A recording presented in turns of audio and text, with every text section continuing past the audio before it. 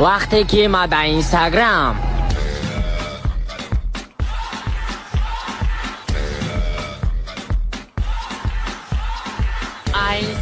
برو پیشالت نخوی قطراج خنکر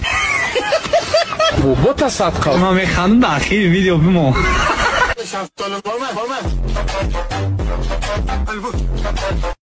نفهمیدم. یه وقت میگم زنگیر بدی چی خیلی شدی هم زنگیر اوه زنگیر شدیم یا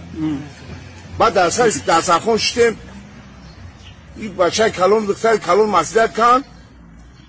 گفتن که اتا چی میگنی زنگیری میگن گفتم هو میفرما زن یوش بگیرم و گفتن که بیاین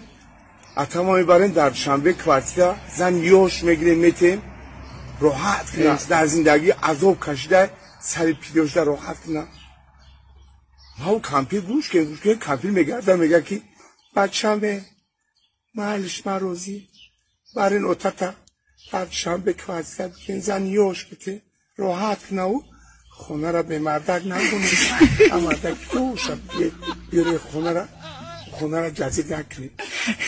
شوگانی قپید نگرفتیم دیگر نرفتم افسوس نمیگیر دیگه نه هر دلی گفتن بیا شمکا نفهمیدم. یه وقت میگم زنگیر بدی چی خیلی شدی هم زنگیر اوه زنگیر شدیم یا بعد درس خون شدیم این بچه کلون دختر کلون مسئلت کن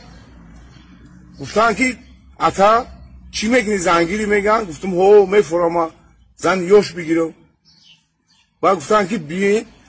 اتا ما میبرین در شنبه کوارتیرا زن یوش میگیریم میتیم راحت کنه در زندگی عذاب کشیده سر پیداش در راحت کنه ما او کمپیر گوش که کمپیر میگرده میگه که بچه‌مه محلش مروزی برین اتاتا در شنبه کوارتیرا بکن زن یوش بته راحت کنه او خونه را به مردک نکنید مردک دوشم بیاره خونه را جزید نکنید شوگانی قپید نگرفتیم دیگر نرفتم افسوس نمیگیر دیگه نه هر دلی گفتن بیا شمکا